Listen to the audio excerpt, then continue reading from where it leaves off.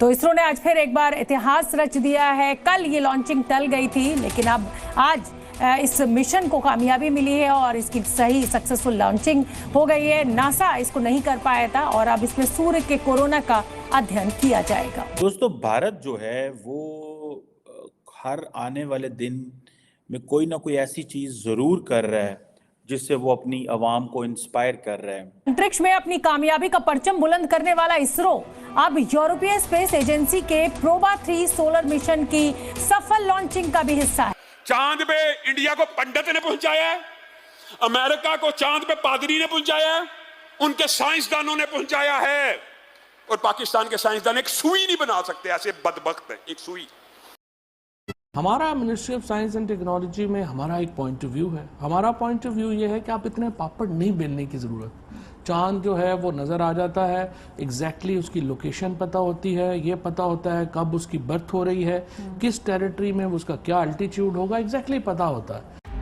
PROBA 3 दुनिया का पहला प्रिसीशन फॉर्मेशन फ्लाइंग सैटेलाइट है, यानी यहाँ एक नहीं 2 सैटेलाइट्स लॉन्च होंगी। पहली है कोरोनाग्राफ स्पेसक्राफ्ट और दूसरा ऑक्लर स्पेसक्राफ्ट। इन दोनों का वजन 550 किलो है। लॉन्चिंग के दोनों सैटेलाइट्स अलग अलग हो चुके हैं। एटलीस्ट मैं तो मुबारकबाद देना चाहूंगा इंडिया को, उनकी हुकूमत को, ISRO को और पूरी उनकी आवाम को कि एक बहुत बड़ा लैंडमार्क उन्होंने अचीव किया है। 3 में 2 सैटेलाइट्स शामिल हैं। दोनों सैटेलाइट एक साथ जुड़ी हुई हैं, दोनों एक साथ उड़ान भरेंगे, सूर्य के बाहरी वातावरण का अध्ययन करेंगे, छोटी से छोटी जानकारी पृथ्वी को भेजेंगे। दुनिया जब चांद पर जिंदगी के आसार तलाश कर रही है, ऐसे में हम बदकिस्मती से बमों, खुदकुश हमलों, कत्ल और गारतगिरी में मासूम जिंदगियां बचाने पर मजबूर हैं। कॉन्स्टिट्यूशन को इंटैक्ट रखने की जंग लड़ रहे हैं, अपने हक राय दही पामाल होने की जंग लड़ रहे हैं। Nationalism, pride, security, international Prestige, new records, ये वो सारी चीजें हैं कि जो पाकिस्तानियों ने अभी हासिल करनी है। जिस तरह फैज साहब ने कहा, चले चलो कि अभी मंजिल नहीं आई। प्रोबा का मतलब है project for on board autonomy. Latin भाषा में इसका मतलब है चलो कोशिश करें। इससे पहले इसरो ने ही प्रोबा 1 और प्रोबा 2 मिशन भी लॉन्च किए थे। प्रोबा 3 मिशन के लिए स्पेन, बेल्जियम, पोलैंड, इटली और स्विट्जरलैंड के वैज्ञानिकों ने मिलकर काम किया। हम इंडिया से तो बहुत पीछे, पाकिस्तान को इस मामले में बहुत तरक्की करने की भी ज़रूरत है।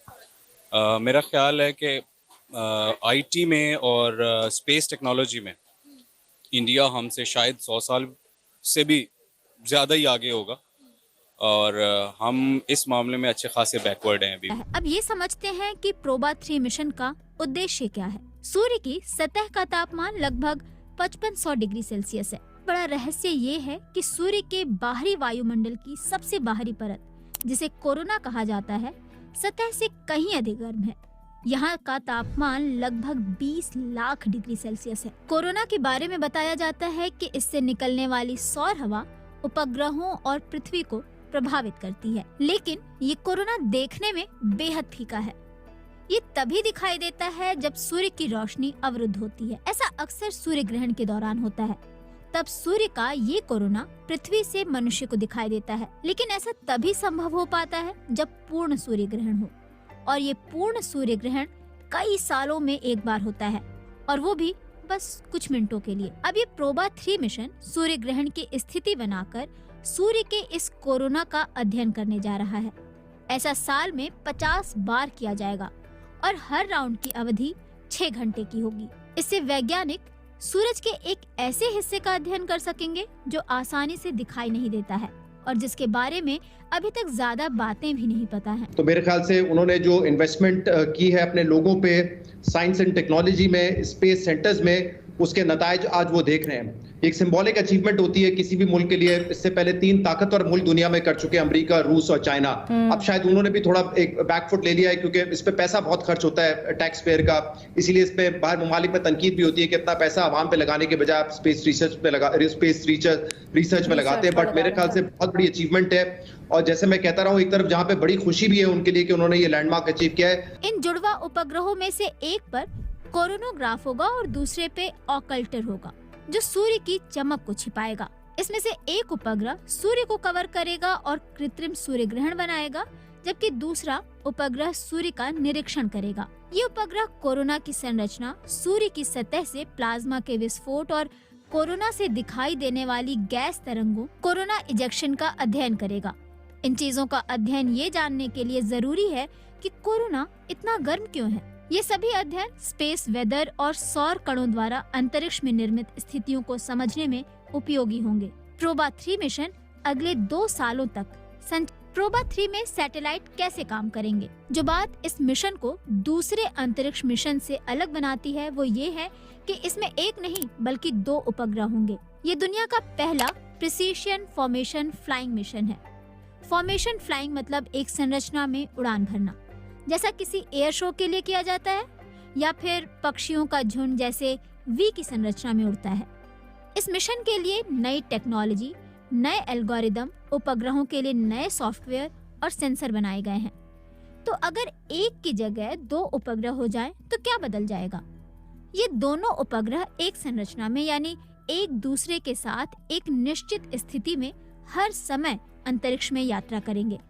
ऐसा करने से इस अंतरिक्ष मिशन में ये दोनों उपग्रह आपसी तालमेल के साथ काम करेंगे। अफसोस भी होता है, दुख भी होता है कि हम इस वक्त कहाँ खड़े हैं। मैं कई मर्तबा इस प्रोग्राम में ये बात कर चुका हूँ कि हम जैसे लोग हैं, almost similar culture, similar background, हो सकता है उनका बेसिक IQ लेवल भी हमारे बराबर हो, लेकिन आज हम कहाँ हैं और वो कहाँ हैं। उनकी अचीवमेंट देख के खुशी होती है, लेकिन ये देख के अफसोस होता है कि हम कहाँ पर हैं। हम अपने बजट से बमुश्किल इस वक्त कर्ज की अदायगी कर पा रहे हैं। तो कब हम ये मिलियंस ऑफ डॉलर अपने स्पेस रिसर्च पे लगेंगे, इसका इल्म नहीं है कि हम कोई ऐसी ना सिर्फ स्पेस रिसर्च, वो तो बड़ी आगे की बात है शहजाद, बिल्कुल दुरुस्त आपने शानदार करें। हम तो यहाँ पर अभी तक एजुकेशनल रिफॉर्म्स नहीं कर पाए। हम एजुकेशन और हेल्थ केयर के लिए कितना, आप बिल्कुल सही कह रहे हैं, लेकिन मसला यहाँ पर यह है कि अगर हमारी तरजीहात दुरुस्त हों और हम इन मसले मसाइल से बाहर निकलें तो फिर हम आगे कुछ सोचें और दूसरों से कंपेयर करें।